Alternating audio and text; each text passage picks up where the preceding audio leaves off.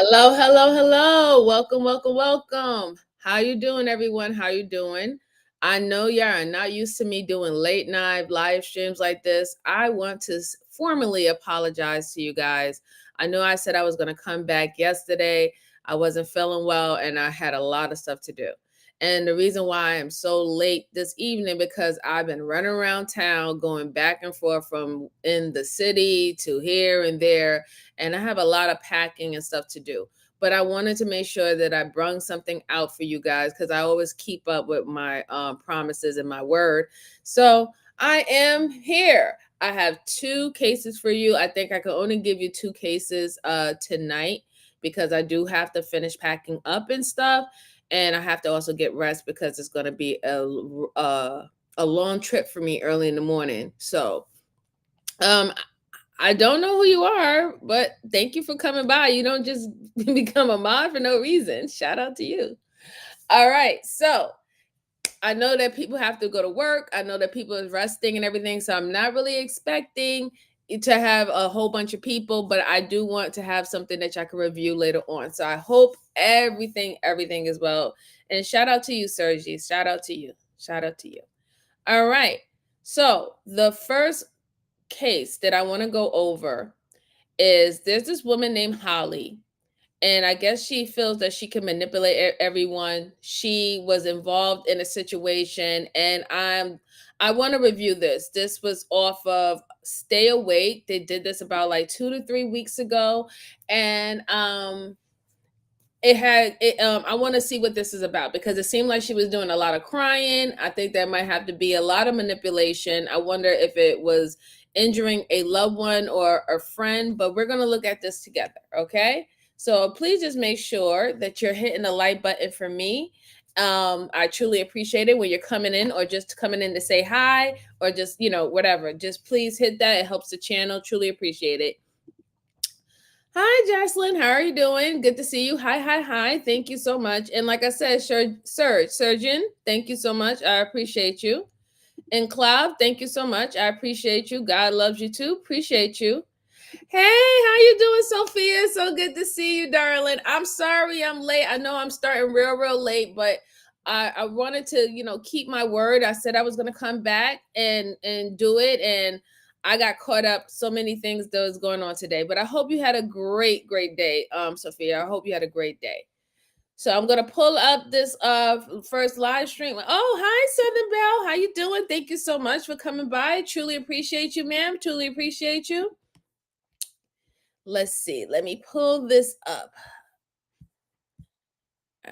Hello.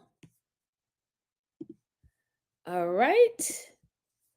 And I hope you can see my screen. So here we go. She even said, I think he's the kind of person that's going to try to kill me. And he did. Oh my God. I know he did this. He's an evil person. He cannot get away with this. This is Teresa Collard. Her 24-year-old daughter, Alyssa Burquette, was just shot in the face while sitting in her parked car. The shooting was overheard by one of Alyssa's co-workers, who was slackishly playing Minesweeper at their desk. Startled by the gunfire, they immediately dialed 911. 911, what is the address of the emergency? Someone came up and just shot my assistant manager. Where is the shooter? I don't have enough information. He's gone. He left in his car. He literally left a second ago. Officers from the Carrollton, Texas Police Department were dispatched to an apartment leasing office at 1120 MacArthur Drive. As they walked toward the building, they passed a gray Toyota Corolla with a single bullet hole in the driver's side window. They also noticed a knife sheath on the sidewalk. Lying right outside the front entrance was Alyssa, who appeared to be unresponsive. In addition to the gunshot wound to her face, she was also covered from head to toe in deep lacerations. By this point, medics had arrived at the scene, so officers finished securing the perimeter while Alyssa received medical attention. But unfortunately, the medics were too late. At 9:12 a.m., Alyssa Burquette was pronounced dead. The forensic unit proceeded to set up a tent in order to thoroughly examine Alyssa's body. Meanwhile, the officers finished securing the area and began interviewing several witnesses who all said that Alyssa was ambushed. We just getting our day started. Okay. Were you here when everything happened? Yes, I was sitting at my desk. Apparently, Alyssa pulled her vehicle into her parking spot at around 9 a.m., just in time for work. Little did she know, her killer was just a few spots over, sitting in a black Ford SUV. He exited his vehicle, ran up to Alyssa, and fired his shotgun into her driver's side window. I heard that pop. I turned around. I Max, knew how it was you a doing? gunshot. Thank you Alyssa's so much for the co-workers compliment. I panicked and appreciate stayed you. inside the building to protect themselves from the active shooter. The suspect jumped back into his vehicle and began to flee the scene, until Alyssa, covered in blood, exited her car and stumbled over to a window near the front. Okay, so far from what I'm seeing, obviously they're right. It was an ambush and it seemed quite personal. The person deliberately wanted Melissa unalived and they scoped her out. What I also noticed is that whoever the person was, whether if it's Holly or the guy, if it was a group of people that ambushed her, they knew her schedule. They knew what time she was going to work, what time she was going to come in, and that they were already there waiting for her to come in. So for other people, and I hope they get more witnesses, but for other people to see that they didn't even see those people that was in the car, or they don't even know when those people actually pulled up to the car and they were just sitting there in the parking lot, because I'm thinking that that's a private property, right, where they're working at. So you can't just be loitering and sitting there in the parking lot running your engine, right? So I'm thinking that someone was come up and say, yeah, those people came in at 7 o'clock in the morning, or they was sitting there for like 5 o'clock in the morning. I hope that is said, because you can clearly see that whoever did this, if this was personal and they wanted to make sure that this lady was gone. But let's go on. Front entrance. As she banged on the window, begging for help, the attacker then ran up to her again and stabbed her several times. The attacker then jumped into his vehicle again and fled the scene for good. Did you see him holding the knife? Yeah, in the hand. Yeah. Don't touch anything, okay? The investigators gathered around to inspect Alyssa's vehicle. She got shot in the car. Okay. Inside So you job, can see her handprints. During this inspection, they discovered a tracking device hidden in one of the wheel wells. The device is collected for evidence, and while investigators took photos of the vehicle, the lead detective contacted Alyssa's family to inform them of the tragic news. We're going to start having family members show up here. Not long after, Alyssa's mother Teresa showed up at the crime scene completely devastated, bringing us right back to the moment at the beginning of this video. She even said, I think he's the kind of person that's going to try to kill me. And he did. And he did. Oh Bruce, that's you? How you The person doing, Teresa Bruce? is referring to is 33-year-old Andrew Beard, the father of Alyssa's daughter. Andrew has a successful career at Hilti Tool Services. He goes on frequent vacations, lives in a big house, and has his own airplane. After going on a few Tinder dates with Andrew, the relationship went stale, but soon after, Alyssa found out she was pregnant. Once their daughter was born, a tumultuous custody battle ensued. Hi everyone, my name's Alyssa. This past year I have been going through a custody battle, a very ugly one. I have a 1-year-old child. It's taken a toll on my mental and physical health. With that being said, I've become a lot stronger in the process. Bruce, no, you're and not I late. guess I'm just the one my who's late. message is super late. no matter what you're going through, stick it out, you can do it, and stay strong. Despite her positive outlook, Alyssa's finances were crumbling behind the scenes. However, in March of 2020, things seemed to take a turn for the better. The two reached an agreement regarding the custody of their daughter Willow and child support. By April, they were finally able to move on with their lives. Alyssa started dating a man named Ben, and Andrew started dating a woman named Holly, who he proposed to after just 1 month together. In the first conversation between Alyssa and Holly, things looked promising. Holly texted Alyssa, "Look forward to having a super healthy relationship with you and Ben." Alyssa responded, saying, "I hope your influence helps, because I'd love nothing more than for all of us to have a healthy relationship." However, it turned out that this healthy relationship was nothing but a pipe dream. In September, just a month before Alyssa was murdered, a man named Frank called 911 to report that Alyssa was selling drugs out of the back of her car while at work. I saw what I thought looked like someone just selling some drugs out of their truck. and I can smell it and I can see it. And Okay, what kind of vehicle is it? it's a little Toyota Corolla. I have a license plate. Okay. So clearly, I would see why Holly would be a suspect, right? This is Alyssa was a somewhat a one night stand that turned into now she became the mother of this guy's child. And they ended up having different relationships. So now if Holly wants to become the wife and she doesn't want, she doesn't want to have to worry about the guy wanting to go back to the mother of his child. She don't want to be financially responsible for anything that has to do with the child between the guy and Alyssa. She would be a primary suspect, right? And I understand, we all know that when it comes down to any murders and unaliving, your spouse will be the number one person that the detectives will go and look or ask questions to first, right? And that's with anyone. And if you don't have a spouse, the next will be your brothers. And if you don't have any siblings, the next will be your parents. Like, that's how it goes, right? So I see why they put her as a suspect. I see why the baby father is a suspect, because why now all of a sudden this random guy named Frank, I don't even know who Frank is. Why does random guy named Frank is just calling 911 saying that Alyssa is selling drugs and doing drugs? I think that that's quite odd, right? And it seems like if Frank has any association with the father of the child, or even the girlfriend of the father of the child, then that means that they would be trying to set her up so she can lose custody of the kid, and then he doesn't have to worry about paying child support, right? Because she would be deemed unfit to take care of the child in the court of law. But let's go on. Let's go on. It's not L. Okay, great. What was your last name?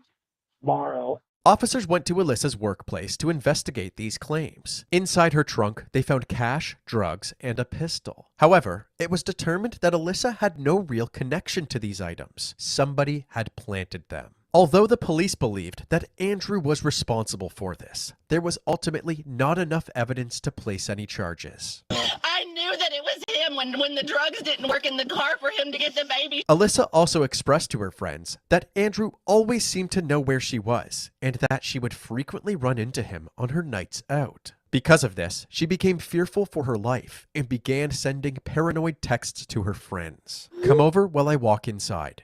Do you see anyone around you? Lock the door behind you. He is going to try to get someone to kill me next." Just a month before the attack, Alyssa started a GoFundMe to help with the legal fees of the custody battle, where she wrote, "At this point, I am scared for my life and my daughter's life." I know he did this. He's an evil person. He cannot get away with this. What scared Teresa even more was that on the day of the murder, Andrew had custody of Willow. Yes, I want my grandbaby away from him. Oh my God. But wait, how could Andrew be the killer if the witnesses said they saw a black male? Even if this was true, it's still possible that Andrew was involved in the planning of this attack. She apparently has had a history with baby daddy. Andrew Beard is a suspect? Yes. The police sent A black guy? So what was it, like a murder for hire? That could be a possibility, right? But I wasn't expecting that. I'm sorry. I wasn't expecting that for them to say that, they saw a black guy. And so, I mean, the only reason why he would even be involved in this situation, if it's a murder for hire, or if he's friends, or it's turned out that he has any relationship with the baby father, or even the girlfriend of the baby father. It's sad though, really, because if you really think about it, this is a little baby, a toddler, who doesn't even know what's going on, haven't spent enough years on earth to even know his mother, intimately, and she's gone. You know what I'm saying? And it hits different when children are not raised with their parents. And this is not just to say only mothers, this is all just parents in general. You know what I'm saying? There's a different it's a different feeling, it's a different way of growing up. This is sad. Really sad. Yeah, I don't know. They said black guy, so I don't know. All I know is that whoever did this, they were not working by themselves. That is one thing that we can guarantee, right? Because somebody had to be the getaway driver, and the other person had to actually step out of the passenger seat and proceed to shoot bullets inside Alyssa's car. So no, it wasn't just one person. It was a two people that actively went after Alyssa. Let's go on. Send units to Andrew's home and put out a bolo for his white F-150, as well as the killer's black Ford SUV. Within hours, Andrew's truck was spotted, and he was pulled over for a traffic violation. After following an order to exit his vehicle, he was immediately handcuffed. My part was to just find me. That's all they asked me to do. Sitting in the passenger seat was Andrew's new fiancée, Holly Elkins. She was removed from the vehicle and handcuffed as well. But Holly wasn't the only passenger. Willow was also in the truck, safe and sound. The daughter's in a car seat in the back seat. They've been pretty cooperative. There wasn't enough evidence linking Andrew to Alyssa's death, so he and Holly were free to go. Due to the custody agreement, they were allowed to take Willow with them. But instead of going home, they were taken to a nearby Airbnb to stay at for the time being. Andrew's F-150 was seized, and a search warrant for the couple's home was executed later that night. Carrollton Police Department search warrant. If you're in there, come out with your hand up. During the search, police found an envelope covered in writing with details of Alyssa's workplace and a description of her vehicle. They also found the name Frank Morrow, the person who called 911 to report Alyssa for dealing drugs. Police also discovered a charger and batteries for the tracking device that was found on Alyssa's. So this is why I always say, please don't even try to go out there and do no crimes, especially if you're messy, right? And you leave all this evidence around and you really think that, you're going to play it off and that these police officers or detectives is not going to do their due diligence. They're going to do their due diligence. So obviously they didn't expect that they was going to come and search their house. Obviously they didn't expect that they were going to record Frank calling 911 to say that Alyssa was selling drugs out of her Toyota Corolla and to pinpoint that, hey, the person said that their name was Frank, and then you have Frank written on a piece of paper, and then you have her license plate, you have all these things about Alyssa on a paper that you mapping down. So like that's all evidence, right? So like even if, let's say for example, even if they were not the ones who actually went out and shot Alyssa, now there is motive. There is motive as to why she was ambushed and unalive, especially since you even had her child in your car and y'all driving around acting like nothing, you don't know nothing, it was just a regular family day and stuff. It's really sad though. That's really sad for anyone to do that. Like you should not do that. I don't think it gets that bad that you take a parent away from your child. And the only time I really deem you taking a parent, like literally unaliving them and taking away from their child, if that parent is about to unalive that child or that parent is doing something hideous and gruesome to that child, then I'm all for it, smite them, right? But if that's not the case, it shouldn't never even get to that level of you unaliving someone. And it's only for your gain. It's not for the daughter's gain, the little baby. What is she going to gain that she doesn't get to grow up and know her mother? What does she gain? Let's go on. Vehicle. So we found this GPS tracker box. Back at the station, Andrew's truck was being searched as well. They found a backpack in the back seat, and inside the bag there was a pair of men's hiking boots that were soaked in bleach and had been cut into pieces, as well as 2 bottles of dark brown makeup. Detectives now believed that Andrew used this makeup to disguise himself during the attack. Investigators also discovered that Andrew had recently bought a black Ford Expedition just days before Alyssa's murder. They were able to locate it on a random suburban street.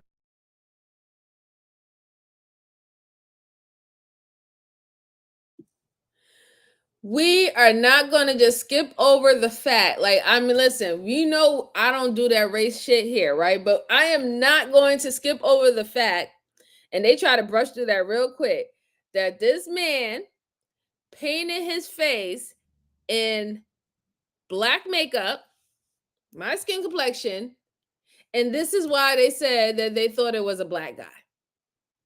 Because he painted his face and this complexion, and then went and unalive.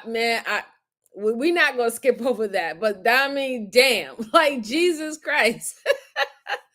That is something, man. That is really, really something right there. Like, wow. And they really try to brush over that. But okay, now that we acknowledge that's exactly what he did, now we can go back on. We can go back to the case. Street less than a mile away from his house. Using the SUV's GPS location data, they determined that he abandoned it there at about 9:30 a.m., a half hour after Alyssa's attack. They believed that this person, caught on a nearby home security camera, was Andrew, running through the neighborhood after abandoning the vehicle. While searching the vehicle, investigators found multiple blood stains that were confirmed through DNA testing to be from Alyssa. They also found Andrew's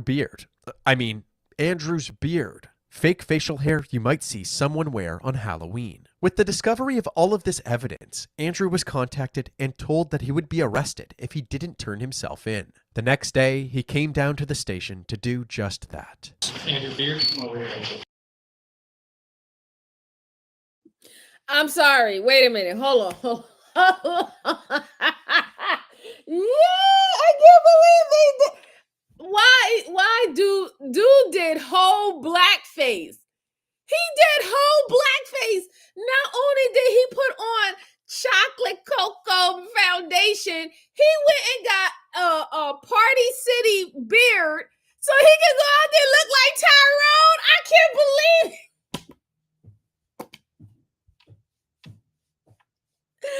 No, wait.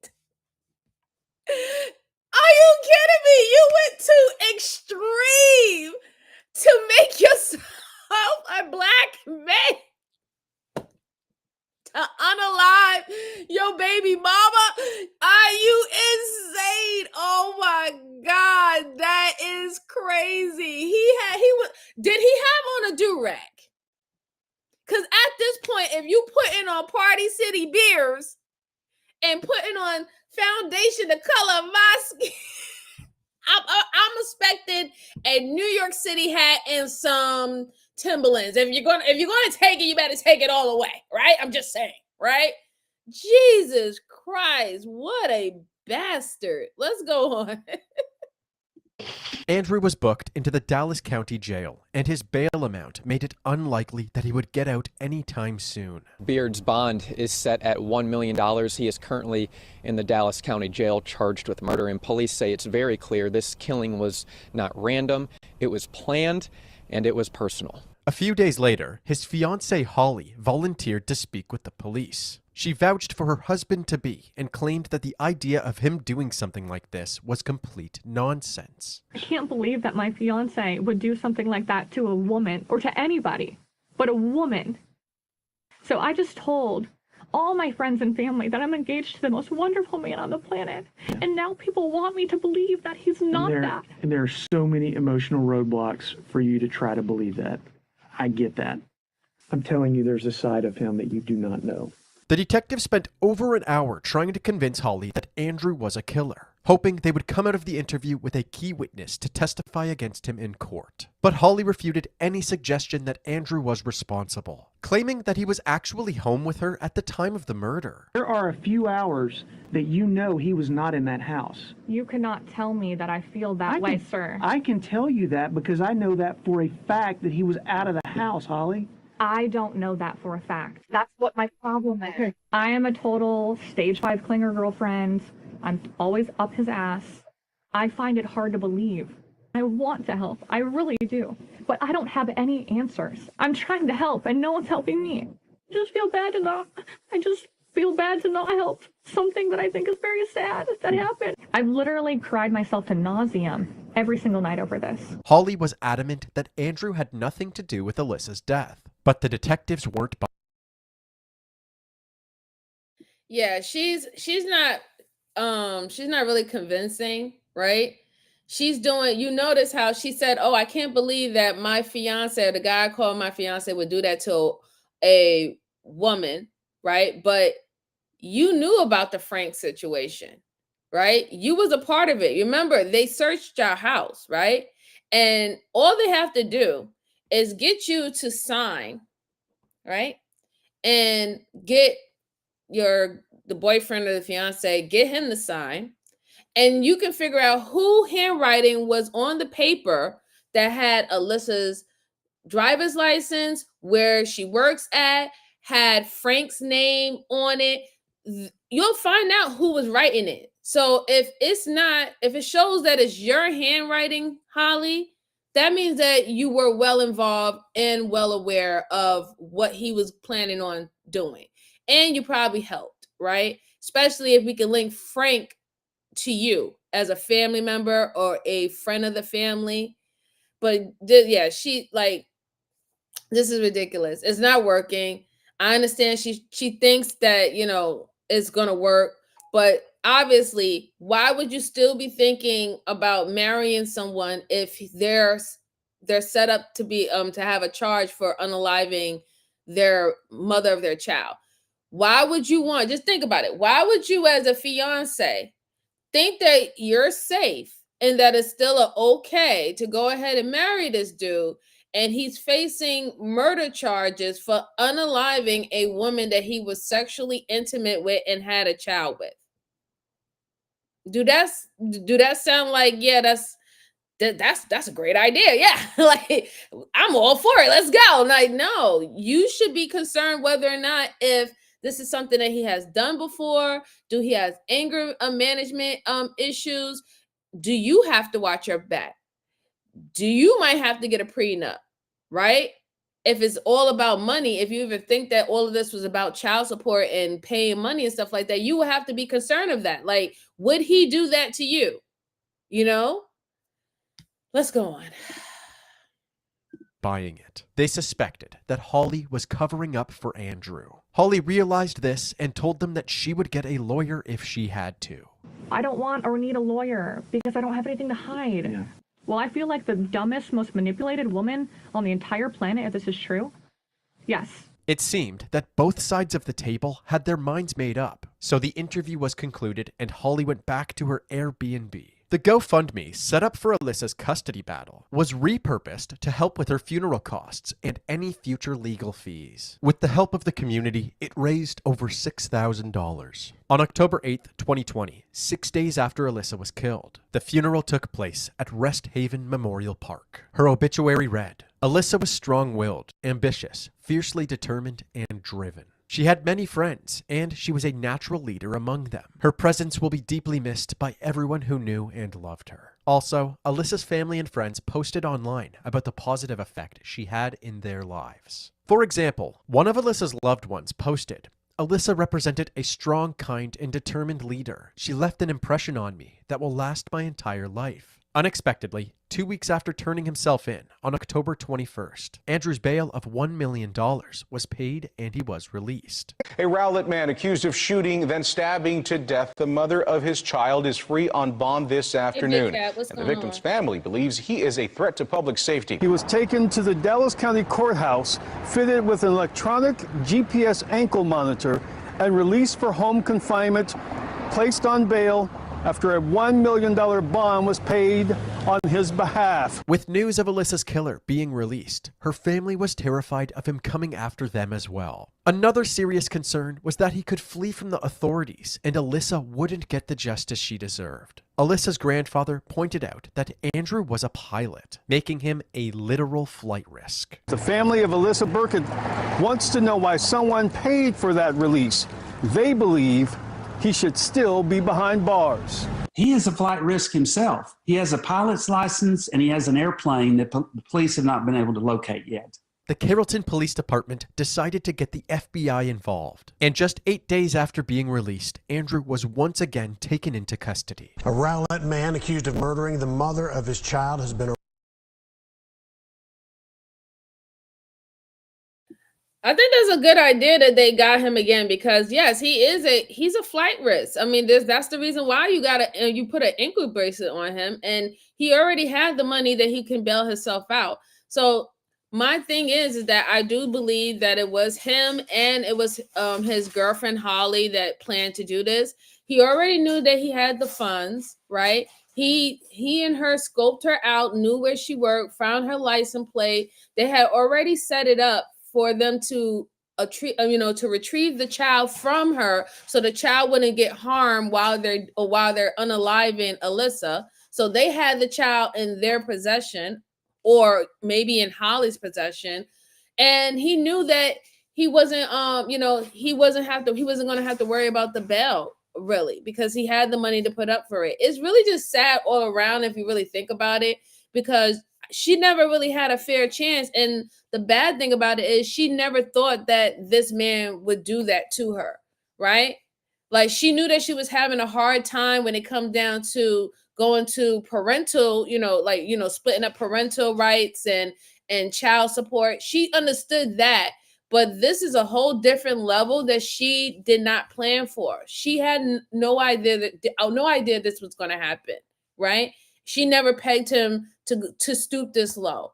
And honestly, I think that it could have been mostly Holly's idea. That is what my feelings is telling me. But let's hear what more information they have about it and see if she gets, she gets involved, or they put her involved in this mess. arrested on a new charge. Andrew Beard now faces a federal firearms charge. He recently bonded out of jail after being arrested for the murder of Alyssa Burquette. Yeah, Heather and Steve, many people could not believe that Andrew Beard was out of jail after posting a $1 million bond. Now the U.S. Attorney's Office for the Northern District of Texas has found a way to charge him federally, and he is right back behind bars.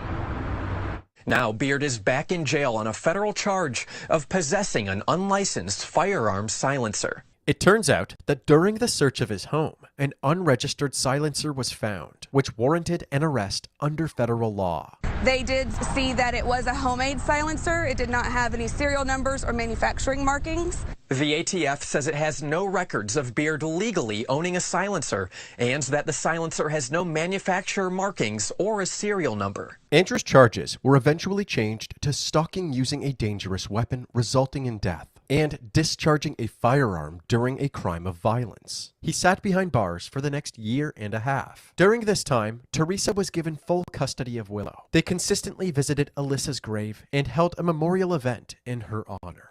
What is that? Balloon. As for Holly, she left Texas and went back to her home state of Michigan, cutting off all communication with Andrew. She got a new condo, a new fancy car, and a new boyfriend. Then, on July 15th, 2022, Andrew suddenly requested to speak with the prosecutors. He wanted to make a plea deal. They were able to quickly come to an agreement. As part of this plea deal, he sat down with the detectives and shared his side of the story. He claimed,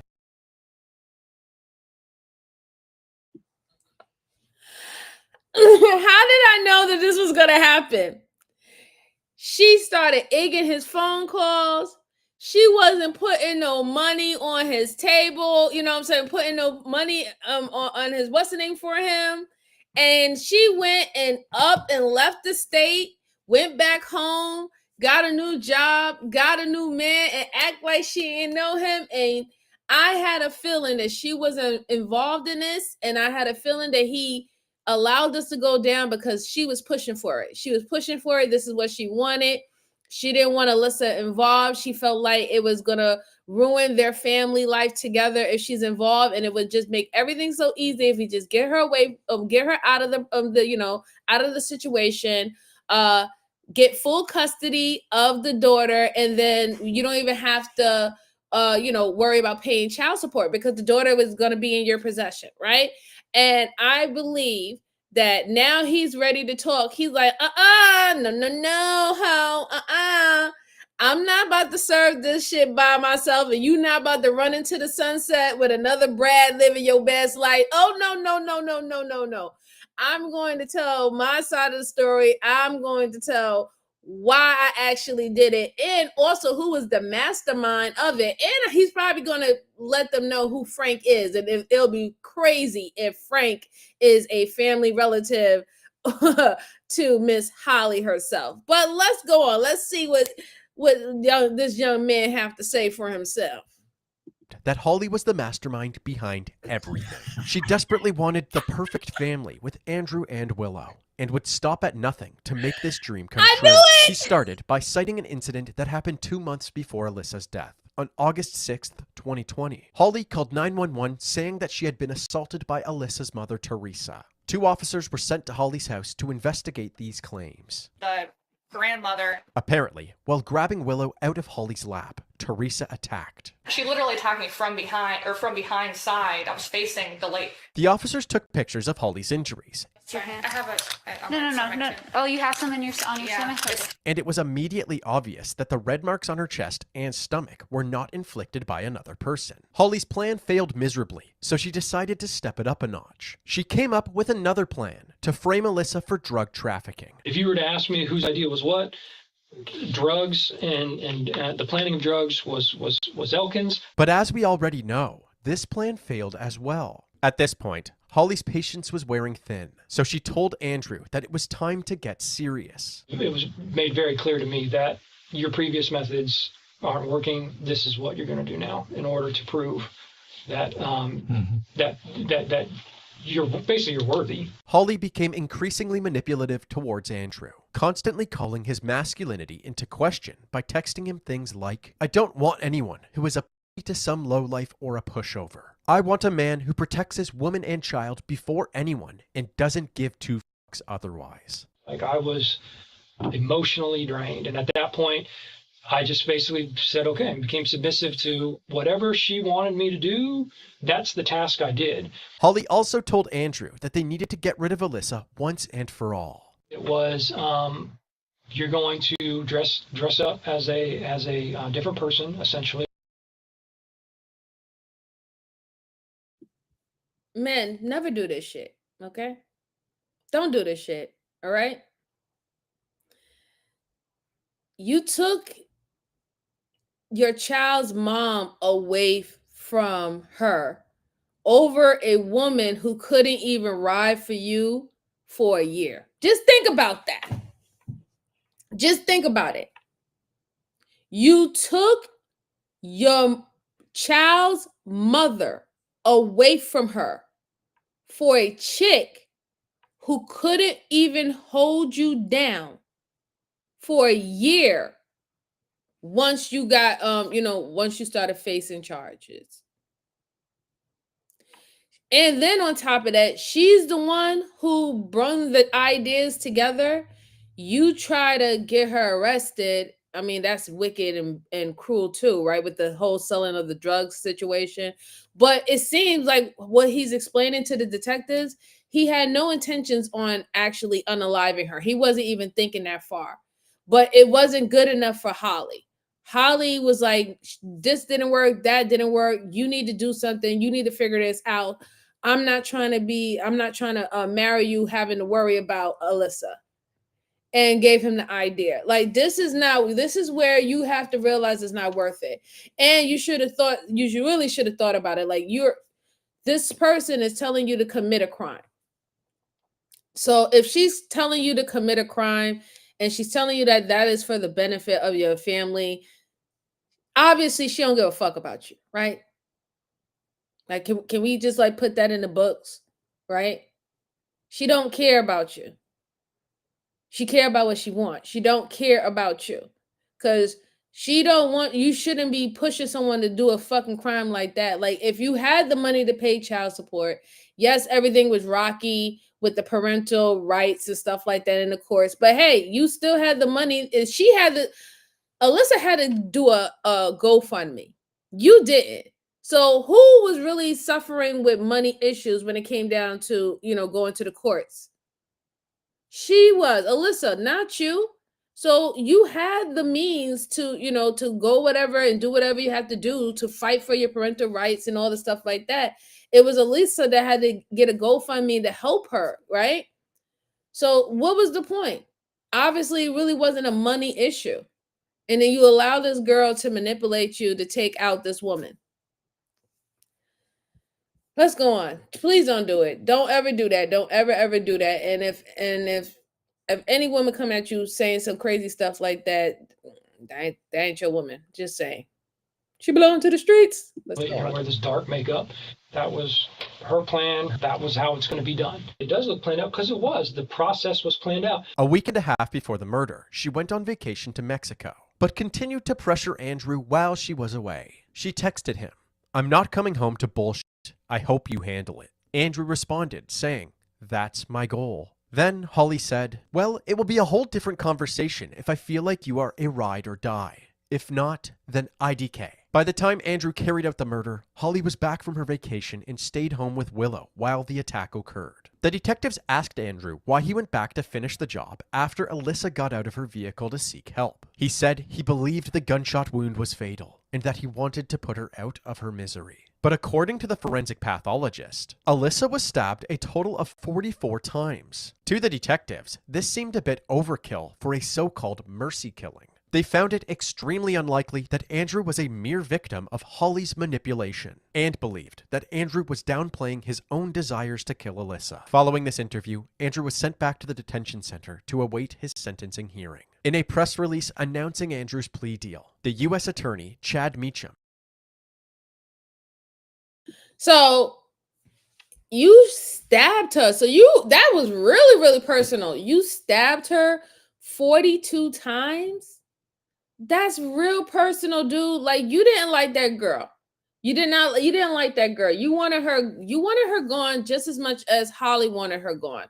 I'll definitely admit that. Do I still believe that Holly was somewhat of the mastermind? Yes, I do, because you're a fucking idiot if you listen to her to do this type of plan anyway. So I'm gonna think you somewhat of an idiot. So yeah, I do believe that she was the the mastermind of the thing. But you stabbed her 42 times, dude, and then you went back to finish the job by shooting her. Like, oh man, this is a special type of hell for these particular type of people. It just doesn't make no sense at all. Like, what did Alyssa do to you so bad that you had to do something like that to her? And if he really would just like sit down with his thoughts and think about what did this woman actually really do that bad for me to do this to her, he wouldn't really even have a good answer, because there is not a good answer. There is no good answer. Let's go on.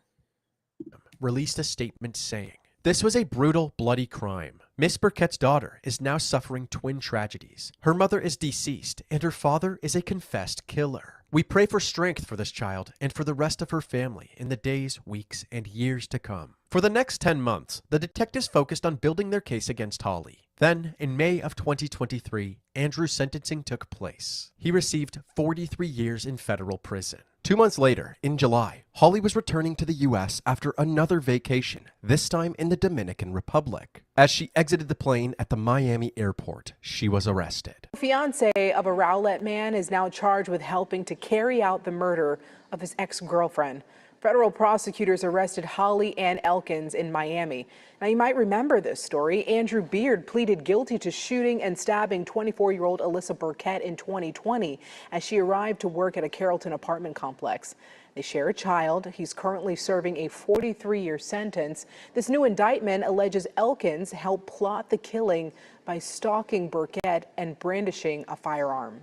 Holly's arrest came as a shock to Alyssa's family, who up until this point had put all of the blame on Andrew. It's bittersweet. It brings up all the hurt of the loss, but we're glad that she's being held accountable for it. It's a challenge, and this arrest it came as a surprise. But the more details I find out about it, the more I realize that she played a really big part in this, and she's gone 2.5 years without any accountability. So I'm glad that she is being held accountable at this point. She was charged with conspiracy to stalking using a dangerous weapon resulting in death, and brandishing a firearm in relation to a crime of violence. Her trial began on April 10th, 2024. And in their opening statement, the prosecution said, Andrew Beard is a monster, but he was Holly Elkins' monster. They outlined Holly's secret hatred for Alyssa, highlighting all of the special names she had for her in her phone records. They also outlined Holly and Andrew's toxic relationship turned deadly from beginning to end. Only 2 months into their relationship, Holly was already berating Andrew about Alyssa, texting things like, "Your BM owns you. You continue to put BM first. You choose to be, IDK, for lack of a better term, submissive to her. I don't have want or need any bullshit from anyone." Around this time, she was also doing a ton of research into many different tracking devices. As you already know, Holly proceeded to harass Alyssa for the next several months leading up to her death. But the prosecution highlighted even more incidents that were discovered during the investigation into Holly. For example, Holly once placed a call to 911 under the fake name Amber, falsely claiming that Alyssa's car was driving erratically on the interstate. She also paid a private investigator to dig up dirt on Alyssa. This private investigator testified at the trial, saying that they found nothing incriminating. This woman is crazy, isn't she? Why are you doing all that for? Like, obviously the guy's with you. You have the guy wrapped around his finger. What was the point? You was obsessed with this Alyssa woman. Why? Because she was able to have a child with this man and you weren't the first woman that he had a child with. Is that the problem? Is that the issue? Like, all this is ridiculous. You're hiring PI and you're trying to get her license taken away and her child taken away from her. And you was doing that. And if you looked at their calendar, she was doing that within like the second or third month of being in a relationship with this person. Like, you're not even in a long enough relationship with this guy to be that much invested in this woman being a problem. Like, you only 60 days, 90 days in. What's going on? Why are you doing this? Why are you 90 days in and you acting like this? Like, this is ridiculous. Like, wow. And I'm shocked that she even went this extreme. But you know what? I have seen situations, even with people I have known, where the ex-girlfriend or the ex-wife and stuff like that have went to extremes because they really wanted to be with this person, or nobody can be with them unless they be with this person. But this usually it would be the ex-woman, right? In this situation, I'm expecting that, that's a telltale sign of maybe an ex-woman, who still wants a relationship or didn't like how the relationship ended and they feel like there's other people that's in their way. It's really hard to hear this type of behavior from the new chick or the chick that quote unquote got picked, right? Like, you should be on cloud nine somewhat right now. I mean, I know, be careful, right? Because people lie, men lie. It is what it is. But you were chosen. He's moving in with you. He's moving forward with you. I just don't understand. I really don't understand why she went this far. But let's go on. I want to find out how the defense is gonna what stance they're gonna take with her. Once the timeline reached September, the jury began to see a murder plan unfolding. On September 13th, 2020, Holly and Andrew purchased the black Ford SUV. The next day, on September 14th, 2020, Holly purchased the dark brown makeup from a drugstore. 5 days later, on September 19th, 2020, using her location history, investigators determined that she had accompanied Andrew to a supercenter. There, they purchased the same ammunition from the crime scene and a Camillus knife, which matched the sheath. Then, on October 2nd, 2020, Andrew, dressed in a black rain suit and disguised with makeup and a fake beard, shot Alyssa in the head with the shotgun, and after she stumbled out of her car to seek help, Andrew stabbed her 44 times. Her co-workers testified at trial that they found Alyssa covered in blood and gasping for air near the front door of the building. Prosecutors also presented a series of Google searches that Holly made right after her interview with police. They read, "Can I not be brought to court if I have a psychiatrist note? Vulnerable patients going to court? Contact psychiatrist in Dallas. Can I not be subpoenaed to jail if I have a mental issue?" In closing arguments, prosecutors said that all of this stemmed from Holly's obsession with getting custody of Willow. According to those inside the courtroom, Holly had zero emotion throughout the entire trial. After 7 days and just 90 minutes of deliberation, the jury had reached their verdict. Holly Elkins was found guilty on all counts. Family and friends rejoiced outside of the courtroom, thankful that justice was finally being served. I don't know. I'm overwhelmed with emotions right now, really. Yeah, it's got to be a big mix. But happy, overwhelming emotions because finally, this has been a long time coming. What would Alyssa think about this? I mean, she would be thrilled. I mean, I've been going to that gravesite since day one, telling her justice is going to be served. A few months later, on August 15th, 2024, Holly Elkins received 2 life sentences to be served consecutively. She currently resides at FMC Carswell in Fort Worth, Texas, while Andrew Beard resides at USP Tucson in Arizona. As for Willow, Teresa is currently in the process of adopting her. They talk about Alyssa on a regular basis and routinely visit her grave. Happy Mother's Day. Hoping to keep Alyssa's memory alive for her daughter. Her baby gets up in the morning and goes right to a picture of her mother and picks it up and kisses it every day. On Mother's Day, she asked if she could take a gift to heaven and give it to her mother. So she's aware of it. She left such a big hole in our family. And of course, her beautiful daughter is with our family, and she's just like her in many ways. And so it's a constant reminder of that one of our tribe is missing. When someone says, "I'm glad you got closure," you know, sometimes I have to say, you know, it's not like that. Alyssa was, you know, the victim of an unprovoked attack. We can learn from it and we can integrate it into our lives, but I don't think you ever close the book totally on something like this, which is the way I feel about Alyssa. The book is still open with her.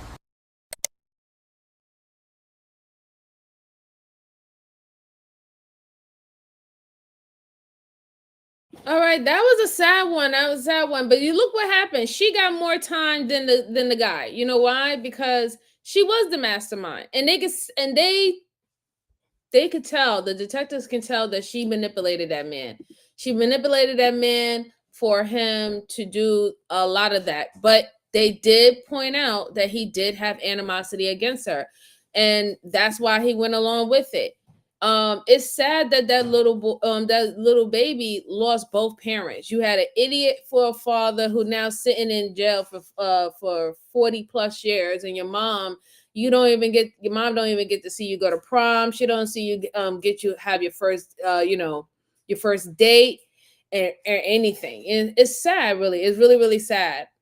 Oh my God. Prayers to that family. I'm glad that, some form of justice deserved. And, shame on you, Holly. That's why you got consecutive life sentences, because you were trying to run around here living your best life, flying back and forth, acting like you was doing nothing. And it seemed like you had all intentions of leaving this guy for him to foot the bill all by himself if he got caught. But if he didn't get caught, yeah, you would have still pretended that you loved him. You would have still pretended that, you value this relationship and stuff like that. But because he got caught, you was willing to let him take that whole thing by himself. Not support him whatsoever. Oh, Miss Jalen's probably asleep. Bruce, she's probably laying up because it is pretty late over here. I'm late. Like I said, I'm super late. I'm like hours late, like about 7 hours late. My bad, y'all. My bad. Hey, Flower, how are you? I hope you had a lovely day today. A lovely day today. Thank you for stopping by. All right, good folks. Like I said, this one is going to be a real short one because I do have to travel. I got to finish packing.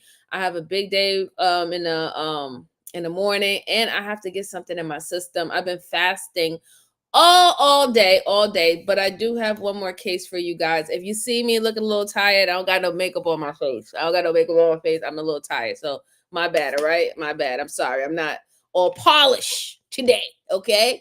So the next case I have, and just make sure you're hitting this like button for me. It truly helps. Share out the channels for anyone who's interested in these things. The next case I have is someone taking a life for $200.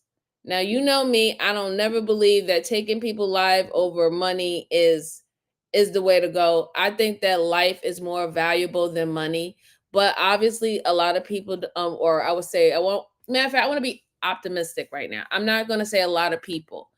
There is a good amount of people who don't believe that, right?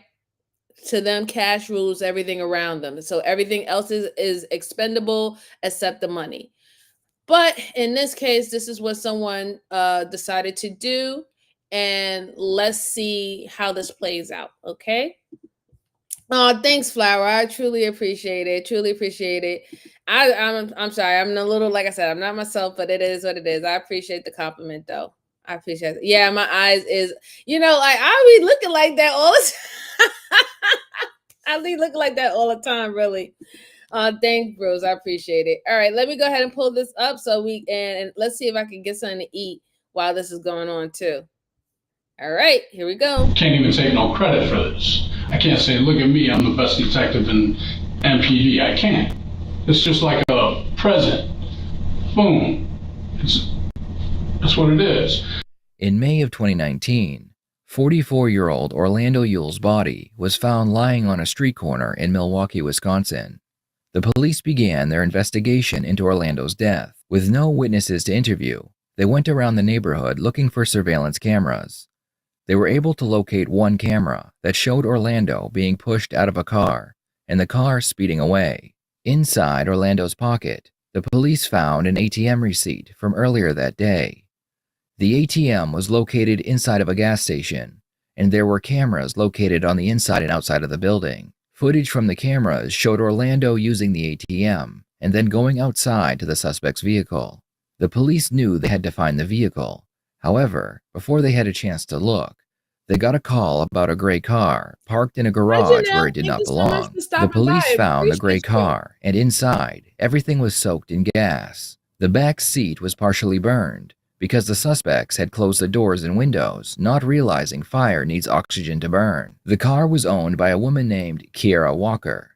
Unable to locate Kiara, the police found her sister and brought her in for questioning. Kiara's sister told police that Kiara had stopped by her home and told her that a man had died in her car. She claimed that the man was trying to wrestle a gun out of her hands, and the gun went off. After the interview, a friend of Kiara who had been in the car when the incident occurred came forward and told the police what had happened. She told police that Orlando had told Kiara that he wanted to buy $200 worth of drugs, but when he got into her car, he changed his mind, asking for $40 instead. This made Kiara very angry, and she demanded the entire $200. When Orlando refused, Kiara shot him twice, then left him on the side of the road. The police found and arrested Kiara and put her into an interrogation room. So, not only are you out there doing something somewhat criminal activity, right? Because depending on when this case happened, I think this happened way before weed became legalized. So not only are you out there doing something that's criminal, you decide to shoot this man, and because you wanted $200 and you didn't feel like you drove all the way over there for $40. Like, that's how little this man's life was to you. You felt that $200 was worth taking this man's life. You felt that he had the right to be shot twice because he didn't want to pay you $200. He only wanted to get something for $60. Or how about he only wanted to get something for $60 because maybe the stuff that you had wasn't good, right? Now, I don't know because I don't smoke weed and none of that stuff. But maybe you didn't have no good ganja. I don't know, right? Maybe it smelled funny, right? Maybe that's what it is. He was just like, nah, I need something for 60. I only want to give you 40. But you shot this man because you wanted him to pay you $200 just for your time. Let's see what this young little whippersnacker has to say about this. And I say kudos to her friend who told the truth, right? Kudos to her, because it takes a lot of guts to do what's right and have integrity, especially when you have connections like this. Family, close friends, y'all went to school with each other, stuff like that. It's hard. You have biases. We develop biases for people that are considered loved ones for us. And we don't want them to get hurt. We don't want them to be harmed. We don't want bad things to happen for them. So what do? We give them, we give them grace. We give them grace. when we shouldn't. So shout out to this young lady, for doing the right thing. I think she thought about it like, listen, this is somebody's father. This is somebody's father. This is somebody's husband. This is somebody's brother. What happened was wrong. And then to kick him out of the car after shooting him like he's a dog in the like he's some dog, like some rag dogs. Like, it's just truly disgusting. Truly disgusting behavior to another fellow human being. But let's go on. Stand up. Thank you.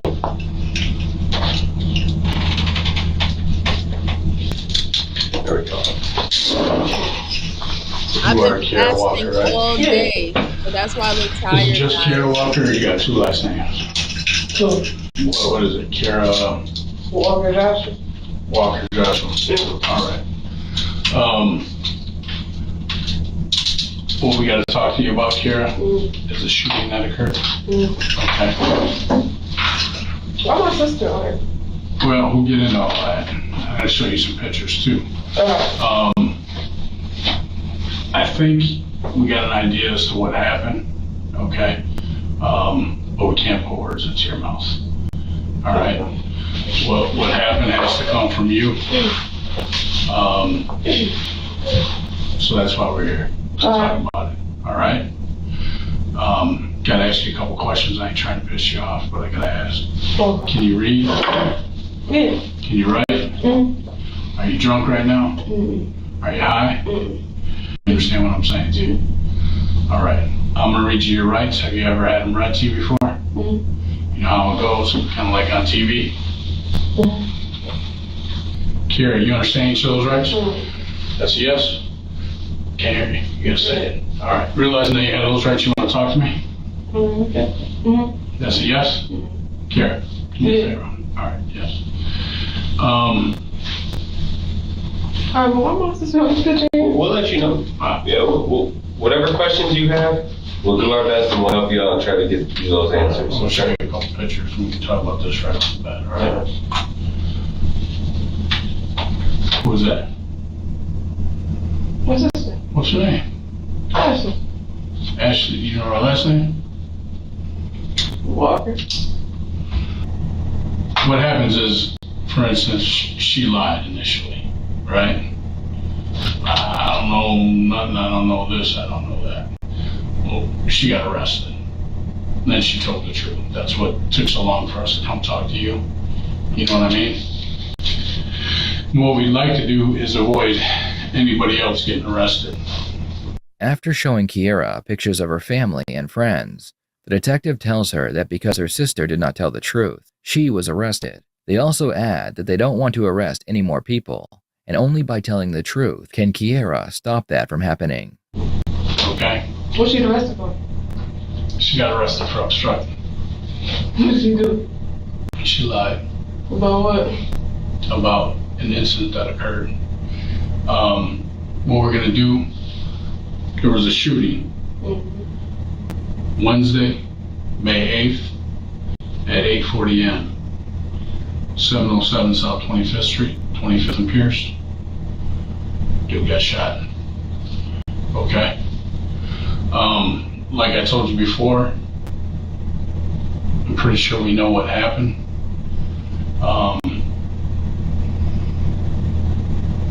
Let me tell you something. There's a difference between somebody intentionally shooting somebody and between somebody intentionally shooting somebody and somebody accidentally shooting somebody, or somebody struggling with somebody, or anything like that. You understand what I'm saying to you?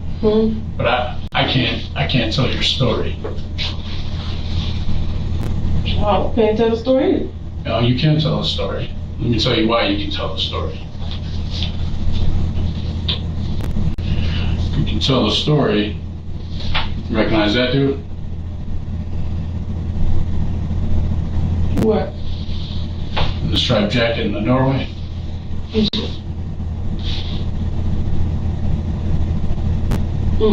You don't? He recognized you. You recognize the car that's at the pump there? There's 3 different cars right there. The gray Pontiac G6. with a plate of AEB 9421.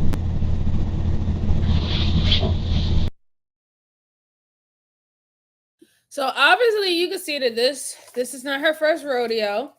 She's well aware to just be answering She's doing that on purpose. That and all the stuff like that. That is a tactic that's used to confirm or deny that you actually are in agreement with whatever statement is being said. It can be misconstrued, right? Especially when it comes to the English language. Can mean two different things, and we know that, especially if you live in certain states and certain townships and whatever not. And can mean completely different things. So she's doing that on purpose, just in case if they do say, all right, we're going to go ahead and we're going to charge you with such and such and such. She could be like, I never said I agreed. I never said that I did it. They have not once did they hear me say the word yes or no. And this is why it's very important for the detectives to get anybody to say, yes, I did this, or yes, I did that, or say it literally what they do. Explain it out in the most detail as possible, just so we don't have a mistrial, because they can come back and say, well, I never said this, or I never said that. But yeah, she doesn't really even seem too scared either, right? She doesn't seem scared. She doesn't seem terrified. I'm not reading anything off her, but you could just definitely tell that, she's not giving up anything. She's not going to give up anything, and she's going to deny, even though many other people seen it. That was her vehicle, saw that was her in the car with him. She's going to deny until she can't deny anymore. But let's go on. That's your car, the car that you drive.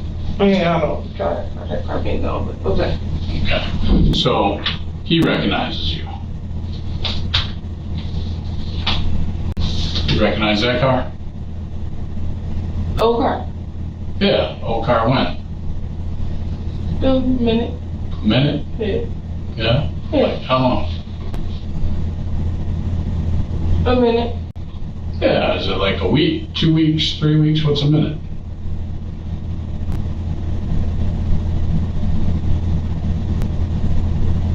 It's been a minute. Five minutes. So you sold it this morning. It's been a minute, man. Okay.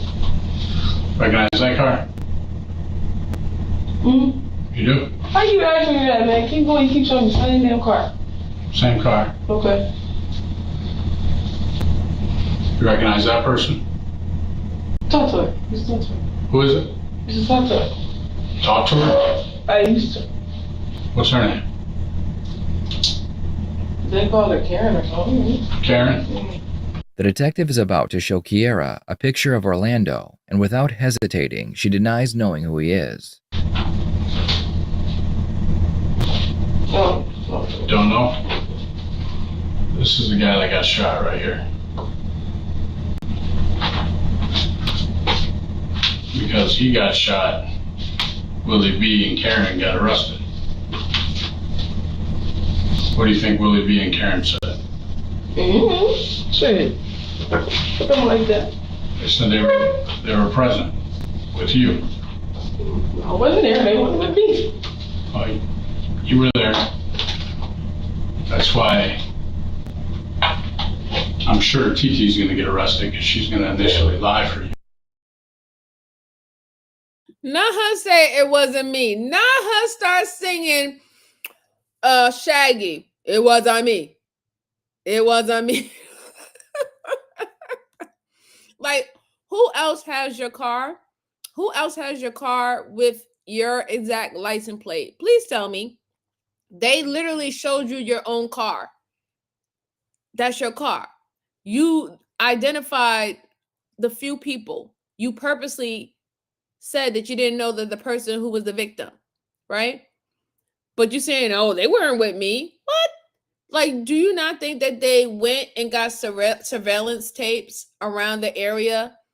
You don't think that they went to do that? or went to somebody's house that was that had a good site or a beeline site to where your car was parked at, and when the whole thing played out, you think that they didn't do that much, even if they don't have all the evidence, right? Because sometimes they really don't have all the evidence. They're going in there blindsided to make sure, that whatever evidence that they have is going to lead them down to the correct path to find who they need to find, right? But you really think that they're coming in here with no form of evidence, and they just literally a random person, they just pulled you off the street, a random person, and just say, hey, do you know this person? But have all these pictures of the girl you used to talk to, your other friend. Like, I don't know. I just don't understand people sometimes. Let's go on. And that's why Mama's going to get arrested, because she's going to initially lie for you. Oh, man, You already told them. So after we talked to Willie B, we talked to Karen, we come to look for you. We find you. Mm-hmm. You get arrested, you brought down in the car, while the detectives talk to your girlfriend and talk to your sister. Mm-hmm. Your sister initially denies, but as the handcuffs going on, she can't get the story out of her mouth fast enough. The story that you told her. Because she ain't never been arrested before. She's a good girl. I ain't telling her nothing. Well, she said that you did tell her something. And the story that you told her lines up with Willie B and Karen's story that they told us. Hey, Harry. Now, the car, we're going to find the car, unless you drove into Lake Michigan or whatever, but we're going to find the car. And we're going to find out that you didn't sell it a minute ago. Let me tell you what else is going to happen. The search warrant will be done for your phone, your phone records, the phone that you had at that point in time. These are a motherfucker. You know why?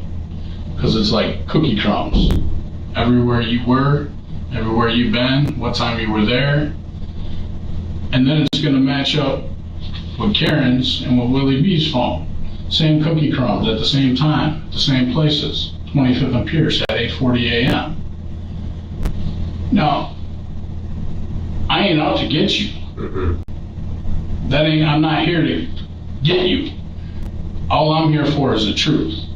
If the truth is that you're a cold-blooded killer that's out there killing people, then that's the truth. If the truth is some shit went bad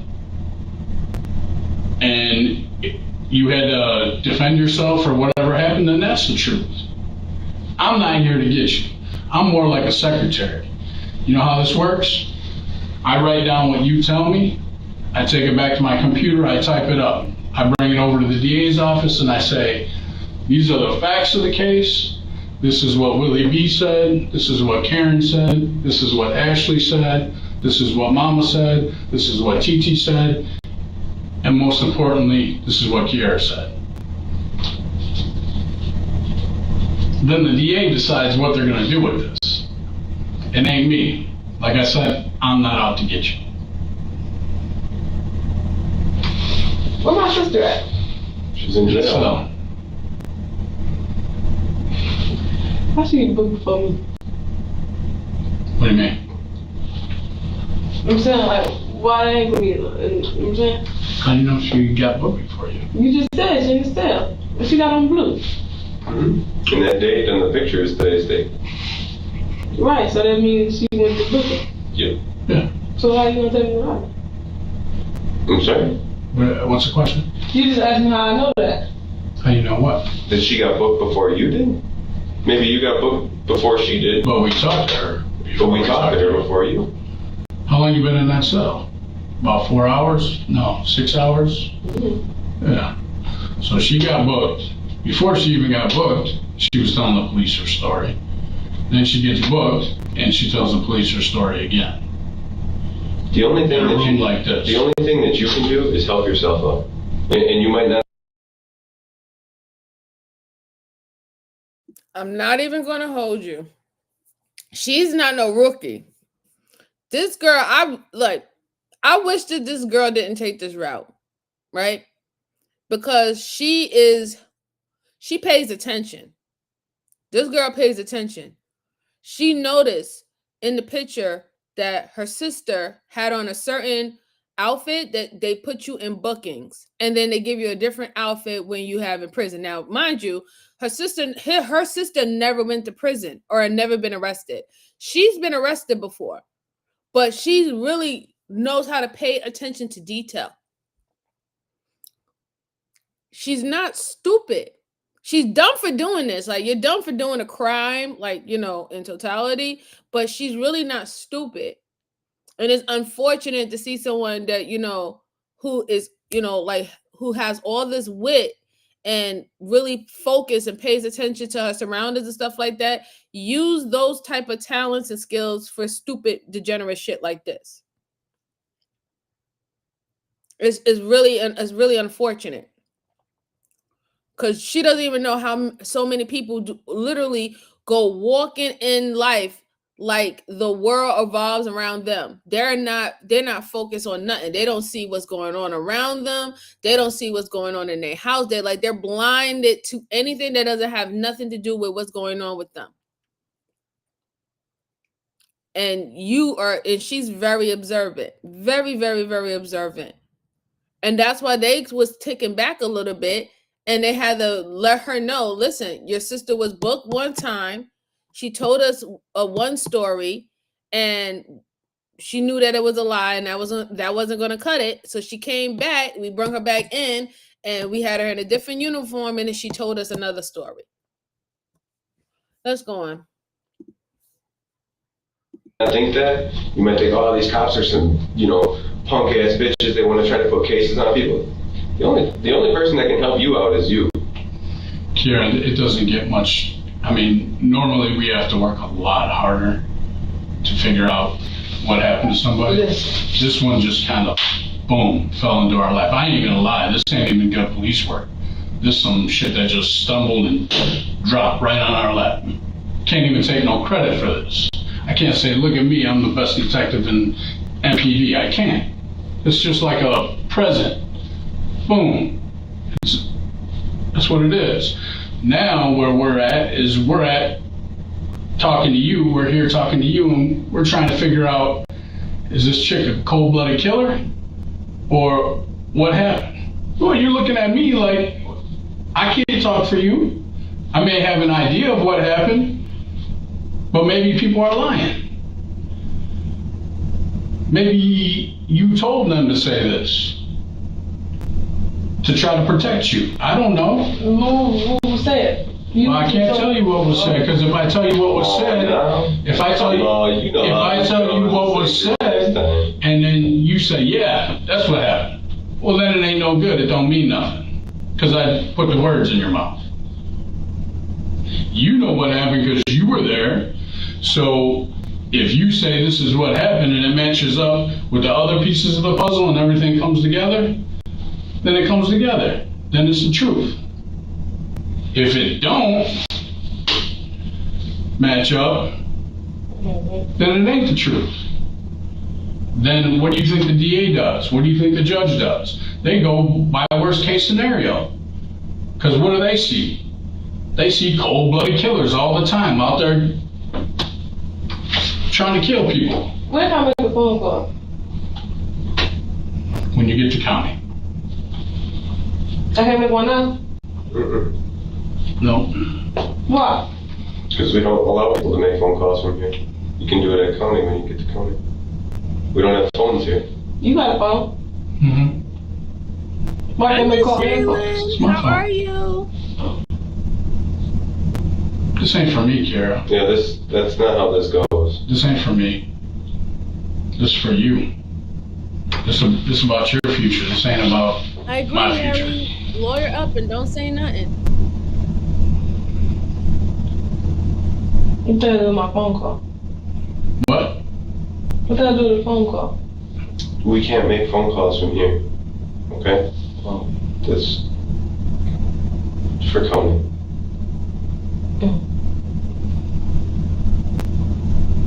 Who would you be trying to call anyways? Who would you be trying to call anyways? My people see my daughter alright. Your daughter? Mm-hmm. How old's your daughter? 6. Where's she at? I don't know. This is the thing. We got detectives on their way to your mama's house. We got detectives on the way to TT's house. Okay? Because the way I understand it, the car was supposed to be at TT's house. So that's where they're going. So if you were calling one of them to find out how the daughter is, that would be an issue. Do you see what I mean? That would be kind of a conflict. Oh, no. But I sympathize because I have kids of my own, so does he. So if there's a way that we can do something like that, we'll figure out how your daughter's doing. But you got to tell me where your daughter's at. I mean, I can't. I don't know. She was with me when I got picked up. I don't know where she is. Oh, so she's with your girlfriend? I don't know. So you doing all that and you have a 6-year-old daughter? You have a, so when was you thinking about your daughter? Huh? Like, this is what I don't understand. Like, I mean, I know some people say that they do this stuff because they're trying to feed their daughter and, you know, whatever not, but I just don't believe that is that worth it. Because now if you go to jail for a very long time or even for life in prison, where's your little daughter gonna go? Where's she's gonna go? Who's gonna take care of her? Right? Your girlfriend, she don't have no blood to her. They're not gonna sign her over to her. It's just like, and then your mother, like, you just got so many people involved. It's just really sad. And this is why I say, like, a lot of things that people do is a chain effect. It affects more than just you. It affects everyone that's in your immediate circle. Everyone that's around you gets affected by the things that you do. Your community, it's a trickle effect. It goes down to immediate family members, friends, job, community. It's like, you have to stop thinking that it's only just you. It's not only just you. You do not live in this world by yourself. You don't. You don't. Now, we was born by ourselves. We gonna die by ourselves, but we don't live by ourselves. That's just not how our world's set up to be. Let's go on. She was with your girlfriend when you got picked up? Mm-hmm. All right, well, we'll check on that. The detective decides it's time to ask Kiara if she intentionally killed Orlando. Asking this question instead of "Did you kill Orlando?" shows Kiara that they already know she did it, and it's just a matter of why. Kiara, did you intentionally kill that guy? I don't even know. I don't even know what y'all talking about. You do. I don't. You do. Absolutely you do. And did anything I say to you sound like it was bullshit? Like I'm out there fishing? Huh? I'm not fishing. Right now I got 4 people. One didn't witness it, but he was there right before. Yeah, I flagged her down. Told her about dude. But I ain't had nothing to, Okay, well, who'd you flag down? Does she look like something like that? I didn't do nothing. Okay, you didn't do nothing. That's one.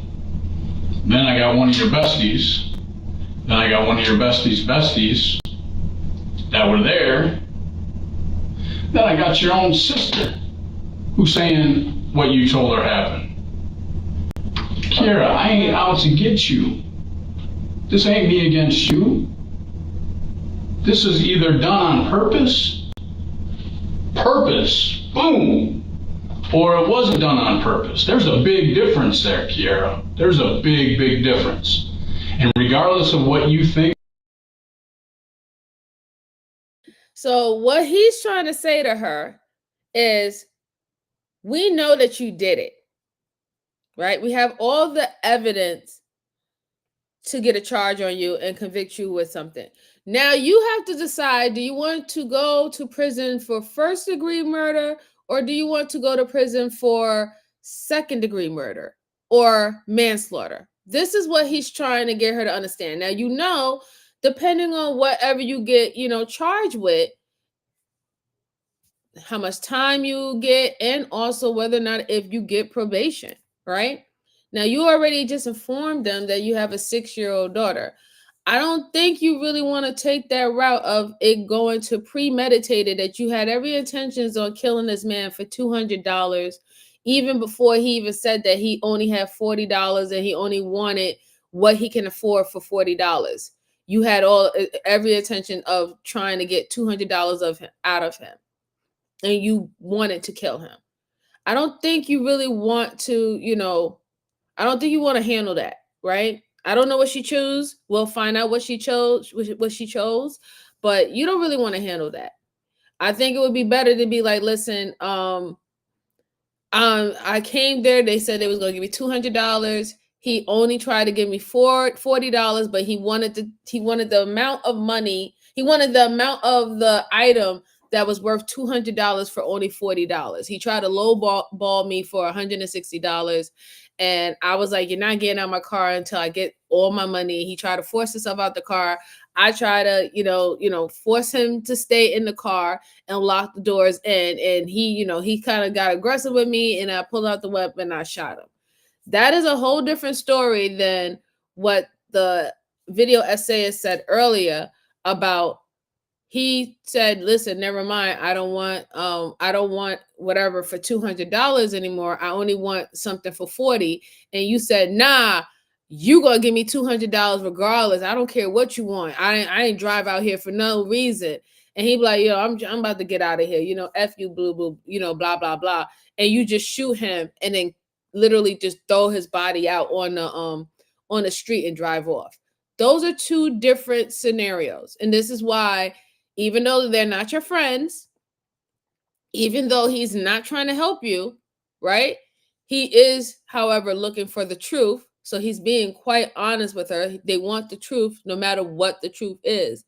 But if you don't know what you're doing and you don't know what you're getting into, and you don't have good legal counsel around you, what we preach here at this channel, shut up and get a lawyer, right? And if you cannot afford a lawyer, get a public defendant. But what you should not be doing is acting like you're smarter than the average bear and thinking that you're going to go up against professionals who's been doing this for, I don't know, maybe 15 to 20 plus years.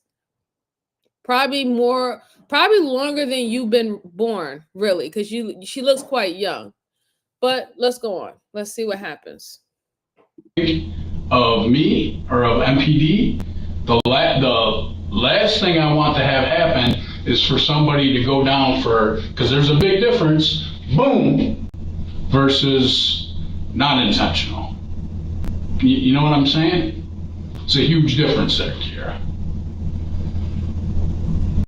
That's what I meant when I said this ain't for me. Well,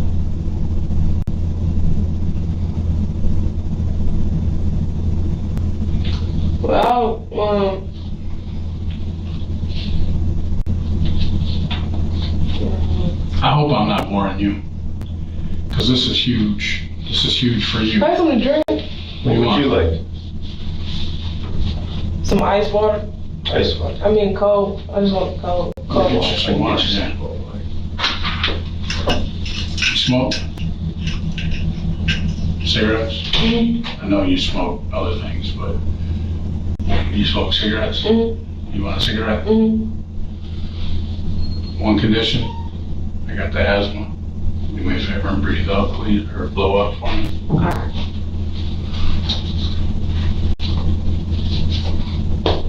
It's gonna be your ashtray, all right?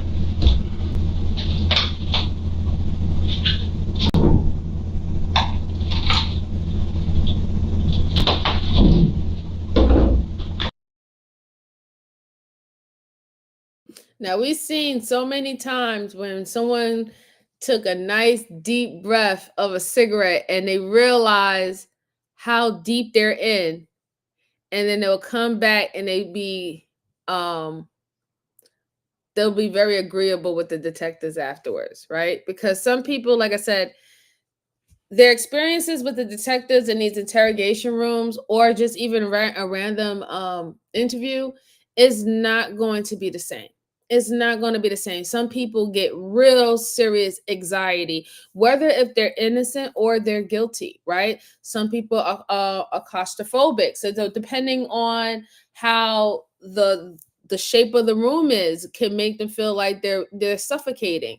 Certain colors, being around certain colors can do something mentally to their psyche, right? A lot of people experience so many different things when they're going through this process. So we can never really ever outline whether or not, if this person is if this person is just playing or is they're really going through something. But we do understand that they do certain things in this interrogation room to play with the psyche, right? Down to the color, down to the chairs, down to the floor color, the floor texture, right? There's a reason why there's no windows. There's a reason why there is no clocks, no pictures and things of that sort. There's a reason why the table is put all the way to the corner and you have one detective right on sitting her at the corner, but the other one is towards the back on the other side of the door. Why they keep the eye of sight of the door in her peripheral. These are all these tricks that they use to get a person to be really uncomfortable and want to really go home and to make this end, right? So that will also help them be like, you know what, maybe I need to tell them or say whatever I need to do to get out of here. But let's go on. It seems like she's not really breaking down, but you could definitely tell that she's trying to hold on. She's really not trying to break. She's being a true, soldier right here. She's not giving them an inch. They definitely need her to confess that she actually did it, right?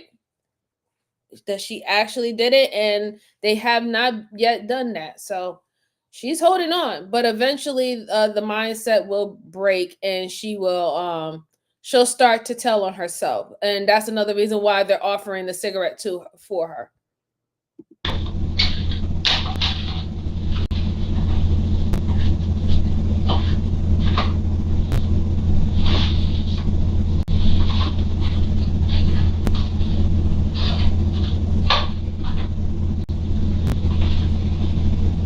Oh yeah, most definitely.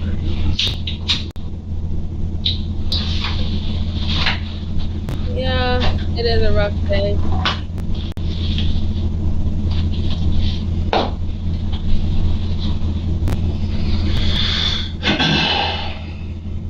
I know this ain't easy.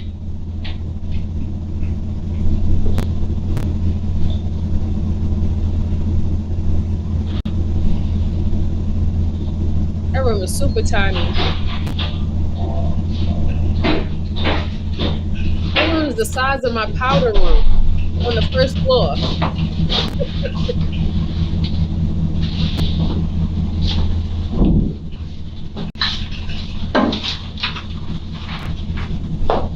What's that, man? Water from the drinking fountain. What do you think it is? Well, Oh, that came straight from the drinking fountain out in the hallway. That too, that too, definitely.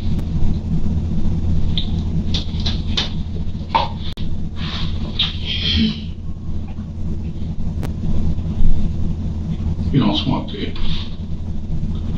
black in my house. Y'all ain't got them. No.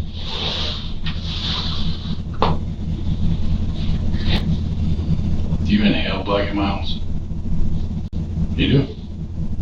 Aren't they like cigars? Black in my house? Yeah. I mean, Because you ain't supposed to inhale cigars. I'm supposed to inhale cigarettes. Mm-hmm. Yeah. You don't. Alright. I was doing it wrong for years. It's a good thing I quit. Well, anyway. Okay. Y'all asked me about all these pictures. Like, I see these pictures again. I mean, keeping them hostage or something like that. Anyone in particular you want to see? What's this? She good. My sister good. You want to see Mama? Mama good. TT. She good too. She good. Honey. She good. Yourself? Am I getting, okay, this is my question. Yeah. This is my own. Am I getting charged with anything? Yeah. Okay, so can my lawyer be present? Yeah. Okay. All right. Kiara is no stranger to breaking the law and police tactics. At the time of this interrogation, she was on probation for an armed robbery conviction Not a back in wild one. 2017. Incorrect. When Kiara is told she is being charged, she requests a lawyer. I mean, I'll make a statement on my lawyer's present. Okay. That's fine. That's cool. Fine. All right. What's your name? Detective Fraley? Fritz. Detective Fritz and Friendly? Mm-hmm. Friendly? Just like friendly. Okay. So when they gonna send me to the district? I mean, yeah. Couple days. Couple days? Yeah. Mm-hmm. Why a couple days if I'm already being charged? It's just the way it works. I don't know. We don't make those rules. Oh, so when I go back up there, they don't come get me? I mean, when I go back up there, they come get me any day? Nope. No. Probably within a couple days. Because we're gonna have to write up search warrants. We're gonna write up a search warrant for your DNA. I mean, y'all want my DNA right now? I mean, I can get my DNA right now. I'm telling you, this is not her first rodeo. And they said that she already has armed robbery out there for her, a warrant for armed robbery. So now this, she's gonna be a tough cookie because she's not trying to do that time. She's really not trying to do that time. But you can definitely tell that this is not her first time. She already knows the process. She knows how long they need to send her somewhere. And when she's going to eventually get her phone call. Like, she knows a lot. So I think she's trying to play this out, right? And then she even knew, like, y'all can get my DNA right now. They have her DNA. She's smoking a cigarette. The cigarette butt right there. Boom. There's your DNA. And she knows it. That's why she said what she said. She's, like I said, she's dumb, but then she's not dumb, which it makes it really hard, right? It really makes it hard for me to be so present and have such situational awareness about you, but then to do some stupid shit like that ignores the living daylights out of me. She would have been a great candidate for the military. Let's go on. You want it? Shit. What is this? What about for the phone? Shit. What y'all here? Can't y'all just go to the store and get the phone? Mm-hmm. Can't y'all go to the store and get the phone? Go to the store and get the phone? Yeah. What do you mean by that? I don't want a phone from the store. I want your phone. In order to get into it, we need to write a search warrant for it. See, another thing that we're gonna have to write search warrants for are houses. Because until we get our hands on that car, we're gonna search warrant everything. Search warrant Mama's house, search warrant TT's house, search warrant the house on Sherman, Grandma's house right next door. Everything. And whatever we find in there, people inside are gonna have to deal with those consequences. Some shake on the ground, let's keep her up a drug house. Okay. That's how these investigations go. I can tell when I showed you the pictures, even of your sister, that you didn't care. And that's cool. Everybody's different. No, that's my sister though. Some people care, some people don't care. No, that's my sister. So No, my sister, so. What's gonna happen is we're gonna get up and we're gonna get out of here. We're gonna let you finish smoking that cigarette, then we're gonna come back in and we're gonna take you down to central booking. If at any time you decide you wanna change your mind and just You got a card? talk to the detective, it's Detective Fraley. Man, I ain't gonna, man, your card better.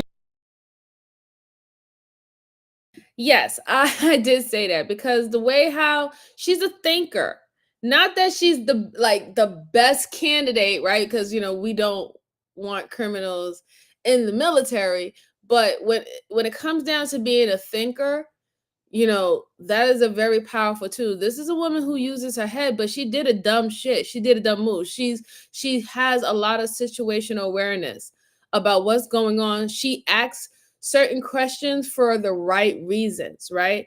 I know it's like, even though she sounds like she's mumbling, because to me she sounds like she's mumbling, right? I wish they had some captions going on, because I can't understand half the shit that she's saying. I understand the detectives. I can't understand her. It could be me. I could be sleepy. Who knows?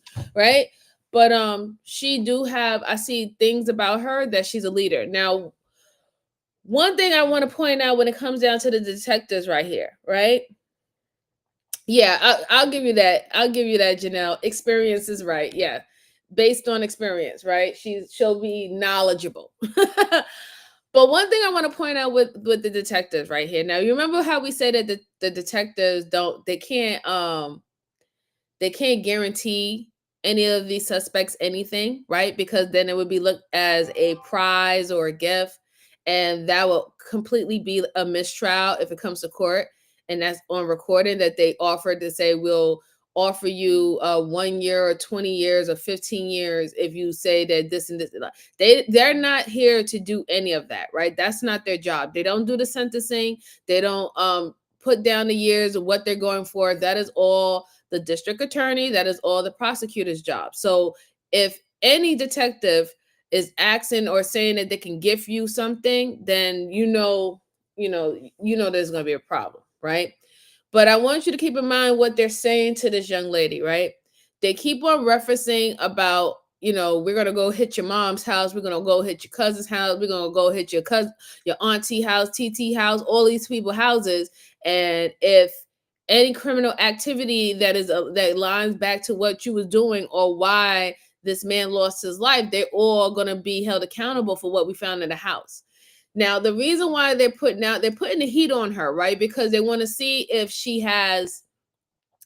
does she have a conscience, or does she care about other people but herself? This is what they're going to see. If she had the fear that her mother or her aunts and anybody else will have to go to jail as an accomplice if they find any items or even like the gun, hide it in their house or something like that, is she willing to is she willing to let them fry with her, or is she willing to just take it all by herself and admit that she did it? The only thing about it is, this is what the part when it comes with the fabrication, right? No matter what you say, young lady, if they want to go to your mom's house 2 months later and pick up on a lead that your mom is running a track house, they have the right to do it. And you admitting that you did this in this situation ain't going to stop them from coming after your mom or your aunt and anybody of that sort. So that's where that fabrication is, because it's to put the pressure on her that she can stop something that she does not have control of. Here we go. Let's go on. All you got to do is when you're upstairs, they know who came and got you. Speak with the detectives that just came and talked to you. So when you're when you're down there and you decide. So y'all gonna take me down to Central Book? Yeah, it's upstairs. So we just got you from. You decide that you want to talk to us and tell us what happened. Just tell the jailer. Say, hey, I need to talk to those detectives that. I can make a call though. Because you can't. The investigation is happening right now. And we can't compromise the investigation. Like I said, we got the. I mean, I can make a call in front of you, put it on speakerphone. Can't do it. What if it's some code? What if you got some secret code set up? How's my baby doing means get rid of the fucking car. Drive the car into Lake Michigan. Or, you know what I'm saying? That's why. I gotta think like that. I mean, I figured just like, you can ask where my daughter at. I can, and I can do that for you if you want. I can. Yeah, but I want to be present, you know? Can't have it. But like I said, you decide that you don't want the DA to just guess on what happened. I mean, like that. I mean, I just want my lawyer present. I'm good with that. I'm totally good with that. We're not going to force you nothing. But if you decide otherwise, just tell the jailer. Say, hey, listen, I want to talk to those detectives, all right? How long do I have to be up there? 2 days? Yeah, a couple of days. Then you go over to county. Then you can make a phone call. We'll be back in a minute.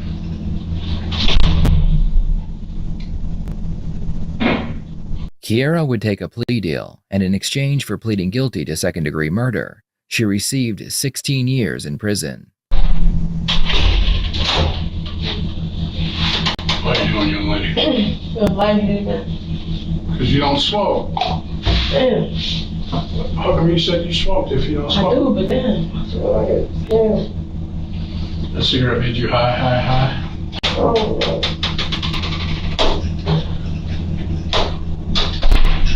I need some more water.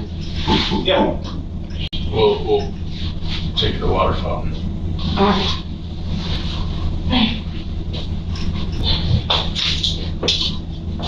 Okay, I know I called my lawyer. Yeah, I know I got the right. When you get to the county. Yeah, you can call your lawyer at the county.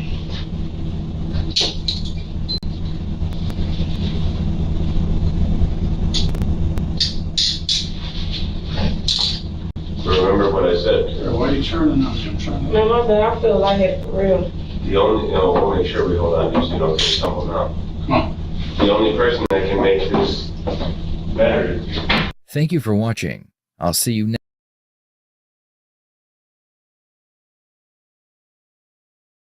Yeah, that one was crazy. So, like I said, that wasn't her first rodeo, and she wasn't that dumb. She took a plea deal. She only got 16 years. She put for manslaughter, and she was right to do that because first degree, she was not going to be seeing her child for a very long time, right? A very long time for what she did. I just thought that interrogation was very interesting because we really see people buckle under pressure, and we didn't see her buckle one bit. And I wanted y'all to see, that some people don't buckle. They literally stand on it the whole entire time. And sometimes they get better outcomes, sometimes they don't, depending on the situation. They couldn't prove that she intentionally wanted to kill that man. And she did not tell them whether or not if he attacked her or anything like that. She didn't give them any information. So the best deal that she could the prosecutor could possibly do was like, listen, we know that it was your gun. We know that it was your car. We did all that. So how about this? Take this plea deal. It was manslaughter. It was a fucked up situation. Excuse my language, everyone, but a messed up situation that turned left, that somebody's life got lost. And, eventually you'll be out and you can still have, time to, be with your daughter and things of that sort. And she took it. And she was able to do that because she became quiet.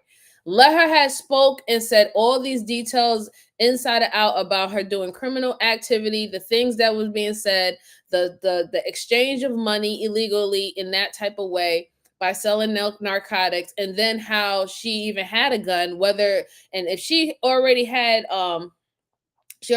warrants out for her for armed robbery. This means that you already are not supposed to be with a gun. So you would have had first degree murder. You would have had a gun charge on you. You would have had so many things, fleeing the scene of a crime. They would have racked up like about 15 charges on your ass, and you probably wouldn't even ever see your daughter ever again.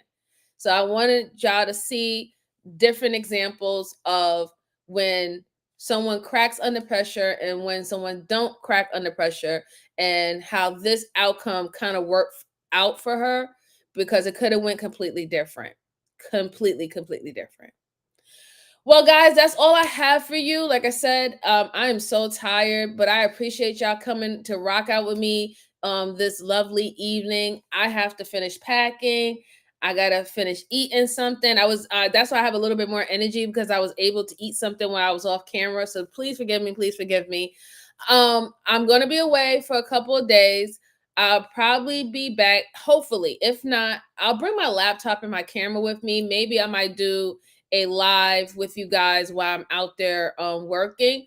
We'll see, but I will definitely set up the notification for you guys so you'll know in advance when that is going to be taking place. If not, then I will be back on Monday with you good folks. So please enjoy the rest of your week. Enjoy the rest of your weekend. Shout out to y'all. Please hit the like button for me, okay? Please comment in the comment section any cases that you're interested in that you would like me to review. I will put it on my list of other things that we can review later on down in this channel, and share this out to anybody who like this immersive interaction of these cases, right? And just shout out to all the content creators, pages and channel that I use my resources to look at these cases from. Stay Awake, Beyond Evil, a few other ones. Just shout out to them, Red Tree Stories. They're very great channels. I love how they formulate their video essays. They're very easy to break down and easy to dissect to masses, right? But until then, have a good night, and I'll see y'all guys on the next one. Body cams. You want to do body cams? Oh God. Okay. All right, we'll see. All right. Thank you so much, everyone. Talk to you later.